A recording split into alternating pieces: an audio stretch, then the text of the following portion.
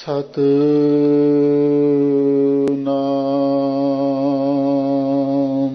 ਵਾਹਿਗੁਰੂ।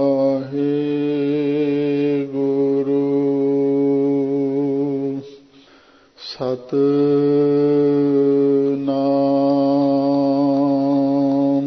ਵਾਹਿਗੁਰੂ।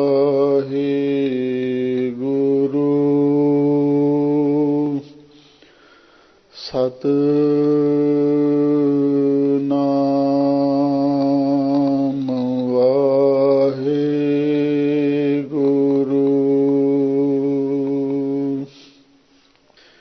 ਹਾਮੀ ਅਵਗੁਣ ਭਰੇ ਏਕ ਗੁਣ ਨਾਹੀ, ਅੰਮ੍ਰਿਤ ਛਾੜ ਬਿਖੈ ਬਿਖ ਖਾਈ। ਮਾਇਆ ਮੋਹ ਭਰਮ ਪੈ ਭੂਲੇ, ਸੁਤ ਦਾਰਾ ਸਿਉ ਪ੍ਰੀਤ ਲਗਾਈ। ਇਕ ਉਤਮ ਪੰਥ ਸੁਣਿਓ ਗੁਰ ਸੰਗਤ, ਤਿਹ ਮਿਲੰਤ ਜਮ ਤਰਾਸ ਮਿਟਾਈ।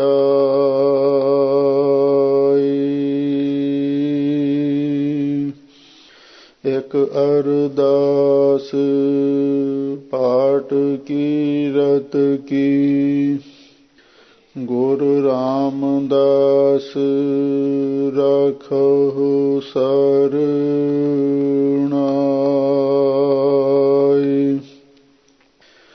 ਜਿਉ ਬੁਲਾਵਹਿ ਤਿਉ ਬੋਲਹਿ ਸੁਆਮੀ, ਕੁਦਰਤ ਕਵਣ ਹਮਾਰੀ। ਸਾਧ ਸੰਗ ਨਾਨਕ ਜਸ ਗਾਇਓ, ਜੋ ਪ੍ਰਭ ਕੀ ਅਤ ਪਿਆਰੀ। ਸਾਧ ਸੰਗ ਨਾਨਕ ਜਸ ਗਾਇਓ, ਜੋ ਪ੍ਰਭ ਕੀ ਅਤ ਪਿਆਰੀ।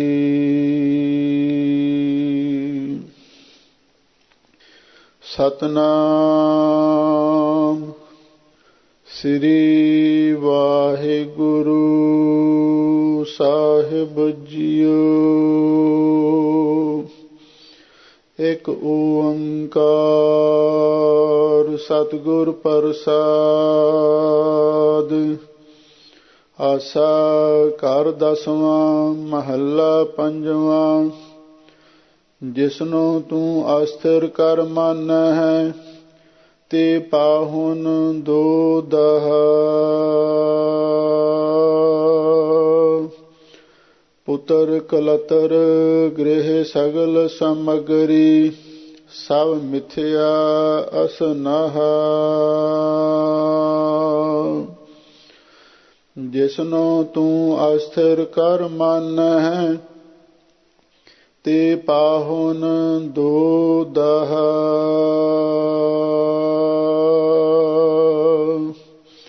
ਪੁੱਤਰ ਕਲਤਰ ਗ੍ਰਹਿ ਸਗਲ ਸਮਗਰੀ, ਸਭ ਮਿਥਿਆ ਅਸਨਹਾ।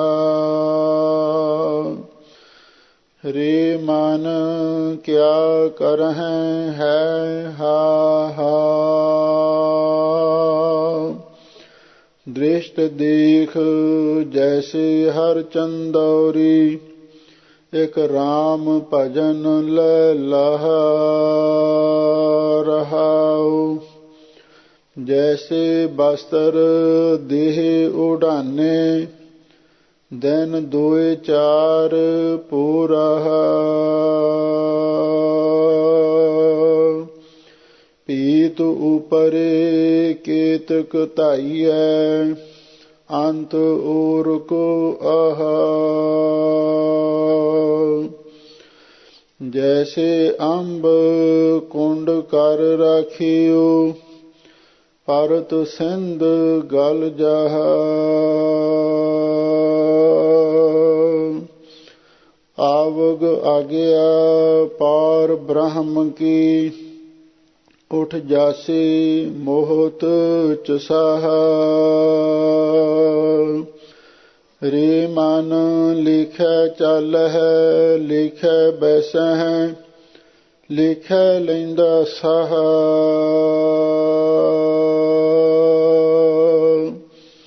ਸਦਾ ਕੀਰਤ ਕਰ ਨਾਨਕ ਹਰਿ ਕੀ ਉਬਰੇ ਸਤਿਗੁਰ ਚਰਨ ਓਟਾਹਾ। ਰੇ ਮਨ ਲਿਖੈ ਚਾਲਹਿ ਲਿਖੈ ਬੈਸਹਿ ਲਿਖੈ ਲੈਂਦਾ ਸਾਹਾ। ਸਦਾ ਕੀਰਤ ਕਰ ਨਾਨਕ ਹਰਿ ਕੀ ਉਬਰੇ ਸਤਿਗੁਰ ਚਰਨ ਓਟਾਹਾ। ਜਿਸਨੋ ਤੂੰ ਅਸਥਿਰ ਕਰ ਮਨ ਹੈ ਤੇ ਪਾਹੁਨ ਦੋਦਹਾ। ਵਾਹਿਗੁਰੂ ਜੀ ਕਾ ਖਾਲਸਾ ਵਾਹਿਗੁਰੂ ਜੀ ਕੀ ਫਤਿਹ। ਪਰਮ ਸਨਮਾਨਯੋਗ ਗੁਰੂ ਖਾਲਸਾ ਸਤ ਸੰਗਤ ਜੀਓ, ਸਤਿਗੁਰੂ ਨੇ ਅਪਾਰ ਬਖਸ਼ਿਸ਼ ਕੀਤੀ। ਆਪ ਸੰਗਤਾਂ ਸਤ ਸੰਗਤ ਦੀਆਂ ਹਾਜ਼ਰੀਆਂ ਭਰ ਰਹੇ ਹੋ ਅਤੇ ਨਾਲ ਹੀ ਗੁਰਬਾਣੀ ਦਾ ਕੀਰਤਨ, ਗੁਰਬਾਣੀ ਦੀ ਕਥਾ ਵਿਚਾਰ ਸਰਵਣ ਕਰ ਰਹੇ ਹੋ। ਇਹ ਸੁਭਾਗਾ ਸਮਾਂ ਐਵੇਂ ਨਹੀਂ, ਵੱਡਿਆਂ ਭਾਗਾਂ ਨਾਲ ਨਸੀਬ ਹੁੰਦਾ ਹੈ। ਹਜ਼ੂਰ ਦੇ ਬਚਨ ਹਨ, ਵੱਡ ਭਾਗੀ ਹਰ ਸੰਗਤ ਪਾਵੈ ਹੈ, ਭਾਗਹੀਨ ਪਰਮ ਚੋਟਾਂ ਖਾਵੈ ਹੈ। ਬਿਨ ਭਾਗਾਂ ਸਤ ਸੰਗ ਨ ਲੱਭੈ, ਬਿਨ ਸੰਗਤ ਮੈਲ ਭਰੀਜੈ ਜੀਓ। ਸਤ ਸੰਗਤ ਕਿਸ ਨੂੰ ਆਖਿਆ ਜਾਂਦਾ ਹੈ? ਸਤ ਸੰਗਤ ਕੈਸੀ ਜਾਣੀਐ, ਜਿਥੈ ਏਕੋ ਨਾਮ ਵਖਾਣੀਐ। ਏਕੋ ਨਾਮ ਹੁਕਮ ਹੈ, ਨਾਨਕ ਸਤਿਗੁਰ ਦੀਆ ਬੁਝਾਏ ਜੀਓ। ਮਹਾਂਪੁਰਖ ਸੰਗਤ ਦੇ ਬਾਰੇ ਵਿਚਾਰ ਦੱਸਦੇ ਸਨ। ਸੰਗਤ ਦੋ ਪ੍ਰਕਾਰ ਦੀ ਹੁੰਦੀ ਹੈ, ਇੱਕ ਚੰਗੀ ਸੰਗਤ, ਦੂਸਰੀ ਮਾੜੀ ਸੰਗਤ। ਚੰਗੀ ਸੰਗਤ ਨੂੰ ਸਾਧ ਸੰਗਤ ਦਾ ਸਤਿਗੁਰੂ ਨੇ ਨਾਮ ਦਿੱਤਾ ਹੈ। ਵੱਡ ਭਾਗੀ ਸਾਧ ਸੰਗ ਪ੍ਰਾਪਤ, ਤਿਨ ਭੇਟਤ ਦੁਰਮਤ ਖੋਈ। ਤਿਨ ਕੇ ਧੂਰ ਨਾਨਕ ਦਾਸ ਬਾਂਛੈ, ਜਿਨ ਹਰ ਨਾਮ ਹਿਰਦੈ ਪਰੋਈ। ਮਾੜੀ ਸੰਗਤ ਨੂੰ ਕੁਸੰਗਤ ਦਾ ਨਾਮ ਦਿੱਤਾ ਹੈ। ਭਗਤ ਕਬੀਰ ਜੀ ਨੇ ਬੜਾ ਸੁੰਦਰ ਸਮਝਾਇਆ ਹੈ। ਕਬੀਰ ਸਾਕਤ ਸੰਗ ਨ ਕੀਜੀਐ, ਦੂਰਹਿ ਜਾਈਐ ਭਾਗ। ਬਾਸਨ ਕਾਰੋ ਪਰਸੀਐ, ਤਉ ਕਛ ਲਾਗੈ ਦਾਗ। ਕਾਲੇ ਭਾਂਡੇ ਨੂੰ ਜੇ ਹੱਥ ਲੱਗ ਜਾਵੇ ਜਾਂ ਕੱਪੜਾ ਛੋ ਜਾਵੇ, ਉਸ ਨੂੰ ਕਾਲਸ ਦਾ ਦਾਗ ਲੱਗ ਹੀ ਜਾਂਦਾ ਹੈ। ਇਸੇ ਤਰ੍ਹਾਂ ਮਾੜੀ ਸੰਗਤ ਕਰਕੇ ਚਾਹੇ ਆਦਮੀ ਕਿੰਨਾ ਵੀ ਹੁਸ਼ਿਆਰ ਹੋਵੇ, ਕਿੰਨਾ ਵੀ ਖਬਰਦਾਰ ਹੋਵੇ, ਪਰ ਕੁਝ ਨਾ ਕੁਝ ਪ੍ਰਭਾਵ ਤੇ ਪੈ ਹੀ ਜਾਂਦਾ ਹੈ। ਇਸੇ ਲਈ ਸਾਹਿਬ ਸਤਿਗੁਰੂ ਸੱਚੇ ਪਾਤਸ਼ਾਹ ਨੇ ਹਰ ਗੁਰਸਿੱਖ ਮਾਈ ਭਾਈ ਨੂੰ ਚੰਗੀ ਸੰਗਤ ਦੀ ਪ੍ਰੇਰਣਾ ਦਿੱਤੀ ਹੈ। ਮਹਿਮਾ ਸਾਧੂ ਸੰਗ ਕੀ ਸੁਨਹੁ ਮੇਰੇ ਮੀਤਾ। ਮੈਲ ਖੋਈ ਕੋਟ ਅਗ ਹਰੇ, ਨਿਰਮਲ ਪਏ ਚੀਤਾ। ਜਿਹੜੇ ਗੁਰਮੁਖ ਪਿਆਰੇ ਚੰਗੇ ਗੁਰਮੁਖਾਂ ਦੀ, ਮਹਾਂਪੁਰਖਾਂ ਦੀ ਸੰਗਤ ਕਰਦੇ ਹਨ ਔਰ ਉਹਨਾਂ ਨੂੰ ਚੰਗੇ ਵਿਚਾਰ ਸੁਣਨ ਵਾਸਤੇ ਮਿਲਦੇ ਨੇ। ਜੈਸੀ ਸੰਗਤ ਤੈਸੀ ਰੰਗਤ ਵਾਲੀ ਗੱਲ ਹਰ ਕਿਸੇ ਤੇ ਲਾਗੂ ਹੁੰਦੀ ਹੈ। ਮਹਾਂਪੁਰਖ ਬੜੀ ਸੁੰਦਰ ਉਦਾਹਰਣ ਦਿੰਦੇ ਸਨ। ਮਨੁੱਖ ਦੀ ਜ਼ਿੰਦਗੀ ਵੇਲ ਦੀ ਤਰ੍ਹਾਂ ਹੈ। ਵੇਲਾਂ ਕਈ ਪ੍ਰਕਾਰ ਦੀਆਂ ਹੁੰਦੀਆਂ। ਪਰ ਉਹਨਾਂ ਦਾ ਸੁਭਾਅ ਇੱਕ ਸਮਾਨ ਹੁੰਦਾ ਹੈ।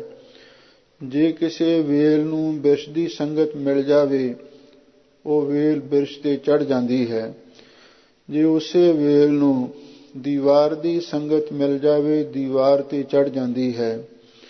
ਉਸੇ ਵੇਲ ਨੂੰ ਜੇ ਧਰਤੀ ਦੀ ਸੰਗਤ ਮਿਲ ਜਾਵੇ, ਧਰਤੀ ਉੱਤੇ ਫੈਲ ਜਾਂਦੀ ਹੈ। ਜੇ ਉਸੇ ਵੇਲ ਨੂੰ ਕਿਸੇ ਖੂਹ ਖੱਡੇ ਦੀ ਸੰਗਤ ਮਿਲ ਜਾਵੇ, ਉਹਦੇ ਵਿੱਚ ਡਿੱਗ ਪੈਂਦੀ ਹੈ। ਇਸੇ ਤਰ੍ਹਾਂ ਮਨੁੱਖ ਦੀ ਜ਼ਿੰਦਗੀ ਵੀ ਹੈ। ਜਿਹੋ ਜਿਹੀ ਸੁਸਾਇਟੀ, ਜਿਹੋ ਜਿਹੀ ਕੰਪਨੀ, ਜਿਹੋ ਜਿਹੀ ਸੰਗਤ ਵਿੱਚ ਅਸੀਂ ਬਹਿਨੇ ਉੱਠਦੇ ਹਾਂ, ਉਹੋ ਜਿਹਾ ਪ੍ਰਭਾਵ ਸਾਡੇ ਮਨ 'ਤੇ ਪੈਣਾ ਸ਼ੁਰੂ ਹੋ ਜਾਂਦਾ ਹੈ। ਜੇ ਅਸੀਂ ਚੰਗੀ ਸੰਗਤ ਕਰਾਂਗੇ, ਚੰਗੀ ਸੰਗਤ ਕਰਕੇ ਸਾਡਾ ਜੀਵਨ ਚੰਗਾ ਬਣ ਜਾਂਦਾ ਹੈ। ਜੇ ਅਸੀਂ ਮਾੜੀ ਸੰਗਤ ਬੈਠਾਂਗੇ, ਮਾੜੀ ਸੰਗਤ ਕਰਕੇ ਸਾਡੇ ਜੀਵਨ ਨੂੰ ਕੋਈ ਨਾ ਕੋਈ ਦਾਗ ਲੱਗ ਜਾਂਦਾ ਹੈ। ਇਸੇ ਲਈ ਸਾਹਿਬ ਸਤਿਗੁਰੂ ਸੱਚੇ ਪਾਤਸ਼ਾਹ ਨੇ ਸਾਨੂੰ ਚੰਗੀ ਸੰਗਤ ਦੀ ਪ੍ਰੇਰਣਾ ਕੀਤੀ ਹੈ। ਇੱਕ ਵਾਰ ਧੰਨ ਗੁਰੂ ਨਾਨਕ ਦੇਵ ਮਹਾਰਾਜ ਦੇ ਚਰਨਾਂ ਵਿੱਚ ਗੁਰਸਿੱਖਾਂ ਨੇ ਬੇਨਤੀ ਕੀਤੀ, ਸੱਚੇ ਪਾਤਸ਼ਾਹ, ਸਾਡੇ ਮਨ ਦੇ ਵਿੱਚ ਬਹੁਤ ਮੈਲ ਭਰੀ ਹੋਈ ਹੈ। ਜਨਮ ਜਨਮ ਕੀ ਇਸ ਮਨ ਕੋ ਮਲ ਲਾਗੀ, ਕਾਲਾ ਹੁਆ ਸਿਆਹੋ। ਆਪਣੇ ਅੰਦਰਲੇ ਮਨ ਦੀ ਮੈਲ ਨੂੰ ਕਿਵੇਂ ਬਾਹਰ ਕੱਢਿਆ ਜਾ ਸਕਦਾ ਹੈ? ਤਾਂ ਸਾਹਿਬ ਸਤਿਗੁਰੂ ਸੱਚੇ ਪਾਤਸ਼ਾਹ ਨੇ ਜਵਾਬ ਦਿੱਤਾ, ਐ ਗੁਰਸਿੱਖੋ, ਸਤ ਸੰਗਤ ਇੱਕ ਘਾਟ ਹੈ। ਗੁਰੂ ਦੀ ਬਾਣੀ ਇੱਕ ਅੰਮ੍ਰਿਤ ਦੀ ਬਰਖਾ ਹੈ। ਚਿਮ ਚਿਮ ਵਰਸੈ ਅੰਮ੍ਰਿਤ ਧਾਰਾ, ਮਨ ਪੀਵੈ ਸੁਣ ਸ਼ਬਦ ਵਿਚਾਰਾ। ਤੁਸੀਂ ਸੰਗਤ ਵਿੱਚ ਆਓ ਤੇ ਸੰਗਤ ਵਿੱਚ ਬੈਠ ਕੇ ਬਾਣੀ, ਕੀਰਤਨ, ਕਥਾ ਸੁਣੋ। ਜਿਵੇਂ ਜਿਵੇਂ ਤੁਸੀਂ ਬਾਣੀ ਸੁਣੋਗੇ ਤੇ ਤੁਹਾਡੇ ਮਨ ਦੇ ਵਿੱਚੋਂ ਪਾਪ ਤੇ ਵਿਕਾਰ ਨਿਕਲਦੇ ਜਾਣਗੇ। ਉਹ ਕਿਵੇਂ? ਸਤਿਗੁਰੂ ਨੇ ਬੜੀ ਸੁੰਦਰ ਉਦਾਹਰਣ ਦਿੱਤੀ। ਜਿਵੇਂ ਕਿਸੇ ਭਾਂਡੇ ਦੇ ਵਿੱਚ ਗੰਦਾ ਪਾਣੀ ਭਰਿਆ ਹੋਵੇ, ਉਸ ਭਾਂਡੇ ਨੂੰ ਬਰਖਾ ਦੇ ਜਲ ਵਿੱਚ ਰੱਖ ਦਿਓ। ਜਿਵੇਂ ਜਿਵੇਂ ਬਰਖਾ ਦਾ ਨਿਰਮਲ ਜਲ ਉਹਦੇ ਵਿੱਚ ਪੈਂਦਾ ਜਾਵੇਗਾ, ਉਸੇ ਤਰ੍ਹਾਂ ਗੰਦਾ ਪਾਣੀ ਨਿਕਲਣਾ ਸ਼ੁਰੂ ਹੋ ਜਾਂਦਾ ਹੈ। ਇਹ ਕੁਦਰਤ ਦਾ ਨਿਯਮ ਹੈ। ਜਦੋਂ ਸਾਫ਼ ਪਾਣੀ ਪੈਣ ਲੱਗ ਜਾਵੇ, ਗੰਦਾ ਪਾਣੀ ਆਪਣੇ ਆਪ ਹੀ ਨਿਕਲਣਾ ਸ਼ੁਰੂ ਹੋ ਜਾਂਦਾ ਹੈ। ਸਭ ਤੋਂ ਸੌਖਾ ਤਰੀਕਾ ਇਹੀ ਹੈ ਕਲਯੁਗ ਦਾ, ਬਈ ਤੁਸੀਂ ਸੰਗਤ ਜ਼ਰੂਰ ਕਰੋ। ਕਬੀਰ ਭਗਤ ਜੀ ਦਾ ਵੀ ਇਹੀ ਕਥਨ ਹੈ, ਕਬੀਰ ਏਕ ਘਰੀ ਆਧੀ ਕਰੀ, ਆਧੀ ਹੂੰ ਤੇ ਆਧ, ਭਗਤਨ ਸੇਤੀ ਗੋਸ਼ਟੇ ਜੋ ਕੀਨੇ ਸੋ ਲਾਭ। ਸੰਗਤ ਚਾਹੇ ਥੋੜ੍ਹਾ ਸਮਾਂ ਵੀ ਮਿਲੇ, ਉਹਦਾ ਵਧੇਰੇ ਲਾਭ ਸਾਨੂੰ ਪ੍ਰਾਪਤ ਹੁੰਦਾ ਹੈ। ਇਸ ਲਈ ਜਿਹੜੇ ਗੁਰਸਿੱਖ ਮਾਈ ਭਾਈ ਗੁਰੂ ਚਰਨਾਂ ਵਿੱਚ ਹਾਜ਼ਰ ਹੋਏ ਹਨ ਔਰ ਉਹਨਾਂ 'ਤੇ ਗੁਰੂ ਦੀ ਅੱਜ ਮਹਾਨ ਬਖਸ਼ਿਸ਼ ਹੋਈ ਹੈ, ਤੁਸੀਂ ਗੁਰਬਾਣੀ ਦਾ ਕੀਰਤਨ ਤੇ ਗੁਰਬਾਣੀ ਦੀ ਵਿਚਾਰ ਸੁਣ ਰਹੇ ਹੋ। ਧੰਨ ਗੁਰੂ ਅਰਜਨ ਦੇਵ ਮਹਾਰਾਜ ਸੱਚੇ ਪਾਤਸ਼ਾਹ, ਤਾਰਨ ਗਗਨ ਨਾਉ ਖੰਡ ਮਹਿ, ਜੋਤ ਸਵਰੂਪੀ ਰਹਿਓ ਪਰ, ਪਣ ਮਥੁਰਾ ਕਛ ਭੇਦ ਨਹੀਂ, ਗੁਰ ਅਰਜਨ ਪ੍ਰਤਖ ਹਰ। ਗੁਰੂ ਅਰਜਨ ਦੇਵ ਮਹਾਰਾਜ ਜੋ ਸਾਖਿਆਤ ਪਰਮੇਸ਼ਰ ਦਾ ਸਰੂਪ ਨੇ, ਉਹ ਆਸਾ ਰਾਗ ਦੇ ਅੰਦਰ ਪਾਵਨ ਪਵਿੱਤਰ ਉਪਦੇਸ਼ ਬਖਸ਼ਿਸ਼ ਕਰ ਰਹੇ ਹਨ। ਜਿਸ ਪਵਿੱਤਰ ਸ਼ਬਦ ਦਾ ਪਾਠ ਆਪ ਸੰਗਤਾਂ ਨੇ ਸੁਣਿਆ ਹੈ, ਇਸ ਪਾਵਨ ਪਵਿੱਤਰ ਸ਼ਬਦ ਦੇ ਅੰਦਰ ਸਤਿਗੁਰੂ ਉੱਤਮ ਬਖਤੇ ਦੁਆਰਾ ਮਨ ਨੂੰ ਸੰਬੋਧਨ ਕਰਕੇ ਪਾਵਨ ਪਵਿੱਤਰ ਉਪਦੇਸ਼ ਬਖਸ਼ਿਸ਼ ਕਰ ਰਹੇ ਹਨ। ਕਿਉਂਕਿ ਬਖਤੇ ਤਿੰਨ ਪ੍ਰਕਾਰ ਦੇ ਹੁੰਦੇ ਨੇ।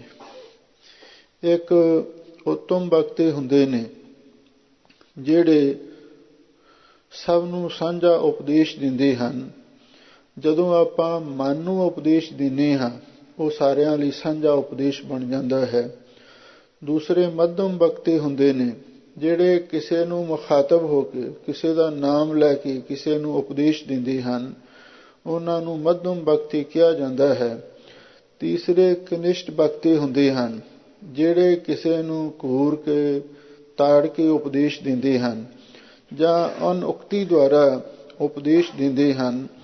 ਉਹਨਾਂ ਨੂੰ ਕਨਿਸ਼ਟ ਭਗਤੀ ਦਾ ਦਰਜਾ ਦਿੱਤਾ ਜਾਂਦਾ ਹੈ। ਪਰ ਧੰਨ ਗੁਰੂ ਅਰਜਨ ਦੇਵ ਮਹਾਰਾਜ ਸੱਚੇ ਪਾਤਸ਼ਾਹ ਉੱਤਮ ਭਗਤੀ ਦੁਆਰਾ ਸਾਡੇ ਮਨ ਨੂੰ ਸੰਬੋਧਨ ਕਰਕੇ ਉਪਦੇਸ਼ ਦਿੰਦੇ ਹਨ। ਸਾਡੇ ਮਨ ਦਾ ਇੱਕ ਸੁਭਾਵ ਹੈ, ਉਹ ਕੀ ਹੈ? ਹਰੀ ਅੰਗੂਰੀ ਗਧਾ ਚਰੈ, ਨਿਤ ਉਠਹਾਸੈ ਹੀਂਗੈ ਮਰੈ। ਜਿਵੇਂ ਗਧੇ ਦਾ ਸੁਭਾਅ ਹੁੰਦਾ ਹੈ, ਉਹ ਸਵੇਰੇ ਉੱਠ ਕੇ ਹਰੀ ਹਰੀ ਅੰਗੂਰੀ ਭਾਵ ਤਾਜ਼ਾ ਫੁੱਟਿਆ ਹੋਇਆ ਘਾਹ ਉਹ ਬੜਾ ਖੁਸ਼ ਹੋ ਕੇ ਖਾਂਦਾ ਹੈ। ਇਸੇ ਤਰ੍ਹਾਂ ਸਾਡੇ ਮਨ ਦਾ ਸੁਭਾਵ ਹੈ, ਇਹ ਜਿਹੜੀ ਵਿਸ਼ਿਆਂ ਦੀ ਜਿਹੜੀ ਇਹ ਠੱਗ ਮੂਰੀ ਹੈ, ਇਹਨੂੰ ਬਹੁਤ ਖੁਸ਼ ਹੋ ਕੇ ਖਾਂਦਾ ਹੈ ਤੇ ਬੜਾ ਹੱਸਦਾ ਹੈ, ਬੜਾ ਖੁਸ਼ ਹੁੰਦਾ ਹੈ। ਤੁਸੀਂ ਜਦੋਂ ਕਿਤੇ ਵਿਆਹ ਸ਼ਾਦੀ ਦੀਆਂ ਪਾਰਟੀਆਂ ਹੁੰਦੀਆਂ ਨੇ, ਤੁਸੀਂ ਉਹਨਾਂ ਵਿੱਚ ਜਾ ਕੇ ਅਕਸਰ ਵੇਖ ਸਕਦੇ ਹੋ ਤੇ ਜਿਹੜੇ ਖਾਣ ਪੀਣ ਵਾਲੇ ਲੋਕ ਹੁੰਦੇ ਨੇ, ਸ਼ਰਾਬੀ ਕਬਾਬੀ, ਫਿਰ ਉਹ ਪੀ ਪੀ ਕੇ ਕਿਵੇਂ ਉਹ ਕੰਵਲ ਕੁੱਟਦੇ ਨੇ, ਹਾ ਹਾ ਹੀ ਹੀ, ਨਾ ਕੋਈ ਗਿਆਨ ਦੀ ਗੱਲ ਨਾ ਕੋਈ ਵਿਚਾਰ ਦੀ ਗੱਲ ਕਰਦੇ ਨੇ। ਲਓ, ਇਹ ਸਾਡੇ ਮਨ ਦਾ ਸੁਭਾਵ ਹੈ। ਮਾਤਾ ਪੈਸਾ ਅਮੋਹਾ ਜਾਏ, ਕੁਦ ਕੁਦ ਚਰੈ ਰਸਾਤਲ ਪਾਏ। ਜਿਵੇਂ ਸਾਨ ਦਾ ਸੁਭਾਵ ਹੁੰਦਾ ਹੈ, ਤੁਸੀਂ ਵੇਖਿਆ ਹੋਣਾ ਇੰਡੀਆ ਦੇ ਵਿੱਚ ਜਿਹੜੇ ਝੂਠੇ ਸਨ, ਉਹ ਹਰੀ ਖੇਤੀ ਨੂੰ ਵੇਖ ਕੇ ਵਾੜਾਂ ਟੱਪ ਕੇ ਵੀ ਖਾਣ ਵਾਸਤੇ ਚਲੇ ਜਾਂਦੇ ਸਨ।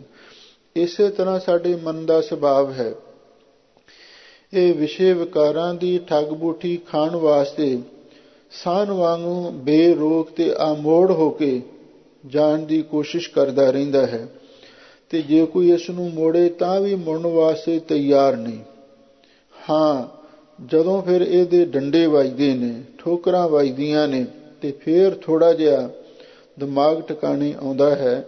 ਸਾਹਿਬ ਸਤਿਗੁਰੂ ਸੱਚੇ ਪਾਤਸ਼ਾਹ ਇਸ ਪ੍ਰਮਾਦੀ ਮਨ ਨੂੰ, ਮੂਰਖ ਮਨ ਨੂੰ ਸਮਝਾਉਂਦੇ ਹਨ, ਰੇ ਮਨ ਕਿਆ ਕਰਹਿ ਹੈ ਹਾ ਹਾ, ਕਿ ਐ ਮੂਰਖ ਮਨਾ, ਤੂੰ ਮਾਇਆ ਦੇ ਰੰਗ ਰੂਪ ਦੇਖ ਦੇਖ ਕੇ ਤੇ ਆਪਣੀ ਐਸ਼ਵਰਜ ਤੇ ਪ੍ਰਤਾਪ ਵੇਖ ਵੇਖ ਕੇ ਹਾ ਹਾ ਕੀ ਕਰ ਰਿਹਾ ਹੈ। ਇਹਦਾ ਮਤਲਬ ਇਹ ਹੈ, ਜਿਸ ਮਨੁੱਖ ਦੇ ਕੋਲ ਮਾਇਆ ਹੁੰਦੀ ਹੈ ਨਾ, ਦੱਸਦੇ ਨੇ ਮਾਇਆ ਦਾ ਇੱਕ ਸੁਭਾਵ ਹੈ, ਜਦੋਂ ਪਹਿਲਾਂ ਆਉਂਦੀ ਹੈ ਮਨੁੱਖ ਦੀ ਛਾਤੀ ਵਿੱਚ ਆ ਕੇ ਦੁਲੱਤਾ ਮਾਰਦੀ ਹੈ ਤੇ ਆਦਮੀ ਆਕੜ ਆਕੜ ਕੇ ਤੁਰਦਾ, ਕਿਸੇ ਨੂੰ ਨੱਕ ਹੇਠ ਨਹੀਂ ਲਿਆਉਂਦਾ, ਤੇ ਜਦੋਂ ਜਾਂਦੀ ਹੈ ਫਿਰ ਲੱਕ ਵਿੱਚ ਦੁਲੱਤਾ ਮਾਰ ਕੇ ਜਾਂਦੀ ਹੈ, ਐਸਾ ਸਿੱਟਦੀ ਹੈ ਤੇ ਫਿਰ ਬੰਦਾ ਉੱਠਣ ਜੋਗਾ ਨਹੀਂ ਰਹਿੰਦਾ। ਰੇ ਮਨ ਕਿਆ ਕਰਹਿ ਹਾ ਹਾ।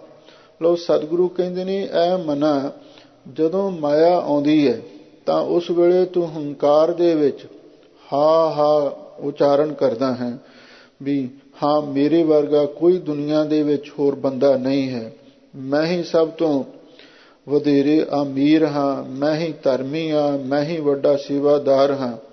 ਕਿੱਥੇ ਤੂੰ ਇਹੋ ਜਿਹੀਆਂ ਹੰਕਾਰ ਵਾਲੀਆਂ ਗੱਲਾਂ ਕਰਦਾ ਹੈ? ਜਾਂ ਹਾ ਹਾ ਹੀ ਹੀ ਇਹ ਮਖੌਲ ਠੱਠਾ ਕਰਨ ਤੋਂ ਵੀ ਗੁਰੇਜ਼ ਨਹੀਂ ਕਰਦਾ। ਦ੍ਰਿਸ਼ਟ ਦੇਖ ਜੈਸੇ ਚੰਦ ਚੰਦੌਰੀ, ਇੱਕ ਰਾਮ ਭਜਨ ਲੈ ਲਾਹ। ਹਜ਼ੂਰ ਕਹਿੰਦੇ ਨੇ, ਐ ਮਨਾ ਦ੍ਰਿਸ਼ਟ ਦੇਖ, ਤੂੰ ਆਪਣੀ ਨਿਗਾਹ ਨਾਲ ਵੇਖ, ਧਿਆਨ ਦੇ ਨਾਲ ਦੇਖ, ਜੈਸੇ ਹਰ ਚੰਦੌਰੀ, ਇਹ ਜੋ ਸੰਸਾਰ ਹੈ ਇਹ ਤੇ ਹਰੀ ਚੰਦ ਦੀ ਨਗਰੀ ਵਰਗਾ ਹੈ। ਹਰੀ ਚੰਦ ਦੀ ਨਗਰੀ ਕਿਸ ਨੂੰ ਕਹਿੰਦੇ ਨੇ, ਇਹਦੇ ਬਾਰੇ ਮਹਾਂਪੁਰਖੇ ਵਿਚਾਰ ਦੱਸਦੇ ਸਨ। ਹਰੀ ਚੰਦ ਇੱਕ ਰਾਜਾ ਹੋਇਆ, ਉਹਦਾ ਨਾਮ ਇਤਿਹਾਸ ਦੇ ਵਿੱਚ ਲਿਖਿਆ ਆਮ ਮਿਲਦਾ, ਔਰ ਉਹ ਬੜਾ ਸਤੀ ਵੀ ਸੀ, ਦਾਨੀ ਵੀ ਸੀ। ਕਹਿੰਦੇ ਨੇ ਜਦੋਂ ਹਰੀ ਚੰਦ ਧਰਮੀ ਹੋਣ ਦੇ ਨਾਤੇ ਇਹਦੀ ਵਾਹਿਗੁਰੂ ਦੇ ਘਰ ਸੁਣੀ ਗਈ ਤੇ ਫਿਰ ਇਹਨੂੰ ਪੁੱਛਿਆ ਗਿਆ, ਹਰੀ ਚੰਦ ਦੱਸ ਤੇਰੀ ਕੀ ਇੱਛਾ ਹੈ? ਤੇ ਇਹਨੇ ਆਖਿਆ ਬਈ ਮੇਰੀ ਇਹ ਇੱਛਾ ਹੈ, ਜੇ ਸ਼ਹਿਰ ਦੇ ਵਿੱਚ ਮੈਂ ਰਹਿਣਾ ਹਾਂ, ਇਹ ਜਿੰਨੀ ਨਗਰੀ ਹੈ ਇਹ ਸਾਰੀ ਹੀ ਸਵਰਗ ਨੂੰ ਚਲੀ ਜਾਵੇ। ਹੁਣ ਉਸ ਪਿੰਡ ਦੇ ਵਿੱਚ ਮਨੁੱਖ ਵੀ ਰਹਿੰਦੇ ਸਨ, ਪਸ਼ੂ ਪੰਛੀ ਵੀ ਰਹਿੰਦੇ ਸਨ, ਗਧੇ ਕੁੱਤੇ ਬੈਲ ਵੀ ਰਹਿੰਦੇ ਸਨ। ਤੇ ਜਦੋਂ ਇਹਨੇ ਇਹ ਮੰਗਿਆ ਤੇ ਕਹਿੰਦੇ ਨੇ ਵਾਹਿਗੁਰੂ ਪਰਮੇਸ਼ਰ ਨੇ ਆਖਿਆ, ਚੱਲ ਤੂੰ ਹੁਣ ਭਗਤੀ ਕੀਤੀ ਹੈ, ਹੁਣ ਤੇਰਾ ਬਚਨ ਤੇ ਮੰਨਣਾ ਹੀ ਪੈਣਾ ਹੈ। ਤੇ ਉਸਨੇ ਹੁਕਮ ਕਰ ਦਿੱਤਾ ਬਈ ਹਰੀ ਚੰਦ ਦੀ ਸਾਰੀ ਨਗਰੀ ਨੂੰ ਸਵਰਗ ਦੇ ਵਿੱਚ ਭੇਜ ਦਿੱਤਾ ਜਾਵੇ। ਕਹਿੰਦੇ ਨੇ ਜਦੋਂ ਹਰੀ ਚੰਦ ਦੀ ਨਗਰੀ ਸਣੇ ਜਿਹੜੇ ਮਨੁੱਖ ਸਨ, ਪਸ਼ੂ ਪੰਛੀ ਸਨ, ਤੇ ਉਹ ਸਵਰਗ ਨੂੰ ਜਾਣ ਲੱਗੀ। ਹਾਲੇ ਧਰਤੀ ਤੋਂ ਚੱਲੀ ਹੀ ਸੀ ਤੇ ਇੱਕ ਗਧਾ ਬੋਲਿਆ। ਹਰੀ ਚੰਦ ਰਾਜੇ ਦੇ ਮਨ ਦੇ ਵਿੱਚ ਹੰਕਾਰ ਪੈਦਾ ਹੋ ਗਿਆ। ਕਹਿਣ ਲੱਗਾ, ਉਹ ਹਰੀ ਚੰਦਾ, ਤੇਰੇ ਵਰਗਾ ਧਰਮੀ ਕੌਣ ਹੋਣਾ ਜਿਹਦੇ ਗਧੇ ਵੀ ਸਵਰਗਾਂ ਨੂੰ ਜਾ ਰਹੇ ਨੇ। ਬਸ ਹੰਕਾਰ ਹੋ ਗਿਆ। ਬਾਣੀ ਵਿੱਚ ਲਿਖਿਆ ਹੈ, ਹਰਿ ਜੀਉ ਹੰਕਾਰ ਨਾ ਭਾਵੇ, ਵੇਦ ਕੂਕ ਸੁਣਾਵੇ, ਵਾਹਿਗੁਰੂ ਨੂੰ ਹੰਕਾਰ ਨਹੀਂ ਮਨਜ਼ੂਰ। ਪੰਜਾਬੀ ਦੀ ਆਮ ਕਹਾਵਤ ਹੈ, ਹੰਕਾਰਿਆ ਸੋ ਮਾਰਿਆ। ਇਸ ਲਈ ਹੰਕਾਰ ਤੋਂ ਬਚਣਾ ਚਾਹੀਦਾ। ਮਹਾਂਪੁਰ ਕਹਿੰਦੇ ਸਨ, ਜਿਹੜਾ ਹੰਕਾਰ ਹੈ ਇਹ ਤੇ ਲੂਣ ਦੀ ਖਾਣ ਹੈ, ਜਿਹੜਾ ਇਹਦੇ ਵਿੱਚ ਪੈ ਗਿਆ ਉਹ ਸਮਝ ਲਓ ਗਲ ਗਿਆ। ਇਸੇ ਲਈ ਪੰਜਵੇਂ ਗੁਰਦੇਵ ਗੁਰੂ ਅਰਜਨ ਦੇਵ ਮਹਾਰਾਜ ਨੇ ਸਾਨੂੰ ਸਿੱਖਿਆ ਬਖਸ਼ੀ ਹੈ, ਸੁਖੀ ਬਸੈ ਮਸਕੀਨੀਆਂ ਆਪ ਨਿਵਾਰ ਤਲੇ, ਬੜੇ ਬੜੇ ਅਹੰਕਾਰੀਆ ਨਾਨਕ ਗਰਭ ਗਲੇ। ਵੀ ਜਿਹੜੇ ਵੱਡੇ ਵੱਡੇ ਹੰਕਾਰੀ ਨੇ, ਹੰਕਾਰ ਦੇ ਵਿੱਚ ਹੀ ਗਲ ਸੜ ਜਾਂਦੇ ਨੇ। ਰਾਵਣ ਵਰਗੇ, ਹਰਨਾਕਸ਼ ਵਰਗੇ, ਕੰਸ ਵਰਗੇ, ਤੁਸੀਂ ਉਹਨਾਂ ਦਾ ਇਤਿਹਾਸ ਪੜ੍ਹ ਕੇ ਦੇਖੋ, ਹੰਕਾਰ ਨੇ ਉਹਨਾਂ ਨੂੰ ਮਾਰਿਆ। ਇਸ ਲਈ ਹੁਣ ਹਰੀ ਚੰਦ ਰਾਜੇ ਨੂੰ ਹੰਕਾਰ ਹੋ ਗਿਆ। ਕਹਿੰਦਾ, ਓਏ ਤੇਰੇ ਵਰਗਾ ਕਿਹੜਾ ਧਰਮੀ ਹੋਣਾ ਜਿਹਦੇ ਗਧੇ ਵੀ ਸਵਰਗਾਂ ਨੂੰ ਜਾਂਦੇ ਨੇ। ਤੇ ਉਸੇ ਵੇਲੇ ਵਾਹਿਗੁਰੂ ਪਰਮੇਸ਼ਰ ਨੇ ਆਖਿਆ ਇਹਨੂੰ ਸਵਰਗ ਵਿੱਚ ਜਾਣ ਤੋਂ ਰੋਕ ਦਿੱਤਾ ਜਾਵੇ। ਉਹ ਹੁਣ ਜਿਹੜੀ ਸ਼ਾਮ ਦੇ ਸਮੇਂ ਜਦੋਂ ਸੂਰਜ ਦੀ ਧੁੱਪ ਪੈਂਦੀ ਹੈ ਤੇ ਬੱਦਲਾਂ ਦੇ ਪਰਛਾਵੇਂ ਝੋਲੇ ਝੋਲੇ ਨਜ਼ਰ ਆਉਂਦੇ ਨੇ, ਤਾਂ ਉਸ ਵੇਲੇ ਉਹ ਇਉਂ ਪ੍ਰਤੀਤ ਹੁੰਦਾ ਦੂਰੋਂ ਦੇਖਣ ਵਾਲਿਆਂ ਨੂੰ ਵੀ ਹਰੀ ਚੰਦ ਦੀ ਨਗਰੀ ਹੈ, ਵੀ ਇਹ ਕੋਈ ਸ਼ਹਿਰ ਵਸ ਰਿਹਾ ਹੈ। ਪਰ ਨਾ ਉਹ ਸ਼ਹਿਰ ਹੁੰਦਾ ਬੱਦਲਾਂ ਤੇ ਧੁੱਪ ਦਾ ਹੀ ਇੱਕ ਝੋਲਾ ਹੁੰਦਾ। ਸਤਿਗੁਰੂ ਕਹਿੰਦੇ ਨੇ ਇਹ ਜਿਹੜਾ ਸੰਸਾਰ ਹੈ ਇਹ ਵੀ ਉਸ ਹਰੀ ਚੰਦ ਦੀ ਨਗਰੀ ਵਰਗਾ ਹੀ ਹੈ। ਭਾਵ ਦੇਖਣ ਵਾਸਤੇ ਪ੍ਰਤੀਤ ਹੋ ਰਿਹਾ ਪਰ ਹੁੰਦਾ ਕੱਖ ਨਹੀਂ। ਇਸ ਲਈ ਹਰਚੰਦੌਰੀ ਦਾ ਮਹਾਂਪੁਰਖੇ ਵਿਚਾਰ ਦੱਸਦੇ ਸਨ, ਹਜ਼ੂਰ ਸਾਡੇ ਮਨ ਨੂੰ ਕਹਿੰਦੇ ਨੇ, ਐ ਮਨਾ ਥੋੜਾ ਜਿਹਾ ਨਿਗਾਹ ਨਾਲ ਵੇਖ, ਧਿਆਨ ਦੇ ਨਾਲ ਦੇਖ, ਇਹ ਜਿਹੜਾ ਸੰਸਾਰ ਹੈ ਇਹ ਤੇ ਹਰੀ ਚੰਦ ਦੀ ਨਗਰੀ ਵਾਂਗੂ ਝੂਠਾ ਹੈ। ਨਾ ਇਹ ਇੱਥੇ ਜ਼ਮੀਨ ਤੇ ਇਹਦੇ ਪੈਰ ਨੇ ਤੇ ਨਾ ਹੀ ਸਵਰਗ ਦੇ ਵਿੱਚ ਇਹਦੀ ਕੋਈ ਵੈਲਿਊ ਹੈ। ਇਹ ਸੰਸਾਰ ਤੇ ਝੂਠਾ ਹੀ ਹੈ, ਇਹ ਤੇ ਮਿਥਿਆ ਹੈ। ਇਹ ਜਗ ਤੂਏ ਕਾ ਪਹਾੜ ਤੈਂ ਸਾਚਾ ਮੰਨਿਆ ਕਿਹ ਵਿਚਾਰ, ਤੂੰ ਇਹਦਾ ਮੋਹ ਛੱਡ ਕਰਾਂ ਕੀ ਇੱਕ ਰਾਮ ਭਜਨ ਲੈ ਲਾਹਾ। ਹਜ਼ੂਰ ਕਹਿੰਦੇ ਨੇ ਕਿ ਵਾਹਿਗੁਰੂ ਦੇ ਭਜਨ ਦਾ ਲਾਹਾ ਲੈ, ਭਾਵ ਵਾਹਿਗੁਰੂ ਦਾ ਭਜਨ ਕਰਿਆ ਕਰ, ਇਹਦੇ ਨਾਲ ਤੇਰੇ ਜੀਵਨ ਦੀ ਸਫਲਤਾ ਹੋ ਸਕਦੀ ਹੈ। ਲੋ ਹੁਣ ਆਰੰਭ ਤੋਂ ਧੰਨ ਗੁਰੂ ਅਰਜਨ ਦੇਵ ਮਹਾਰਾਜ ਸੱਚੇ ਪਾਤਸ਼ਾਹ ਇਸ ਮੋਹ ਮਾਇਆ ਗ੍ਰਸਤ ਮਨ ਨੂੰ ਸੰਬੋਧਨ ਕਰਕੇ ਪਾਵਨ ਪਵਿੱਤਰ ਉਪਦੇਸ਼ ਬਖਸ਼ਿਸ਼ ਕਰ ਰਹੇ ਨੇ। ਸੰਗਤਾਂ ਪ੍ਰੇਮ ਦੇ ਨਾਲ ਸ਼ਬਦ ਦੀ ਵਿਚਾਰ ਸੁਣੋ ਤੇ ਇੱਕ ਵਾਰੀ ਪਿਆਰ ਦੇ ਨਾਲ ਆਖੋ, ਸਤਨਾਮ ਸ੍ਰੀ ਵਾਹਿਗੁਰੂ ਸਾਹਿਬ ਜੀਓ। ਇੱਕ ਓੰਕਾਰ ਸਤਿਗੁਰ ਪ੍ਰਸਾਦ। ਆਸਾ ਕਰ ਦਸਵਾਂ ਮਹੱਲਾ ਪੰਜਵਾਂ। ਜਿਸਨੂੰ ਤੂੰ ਅਸਰ ਕਰ ਮੰਨੈ ਹੈ ਤੇ ਪਾਹੁਨ ਦੋਦਹ।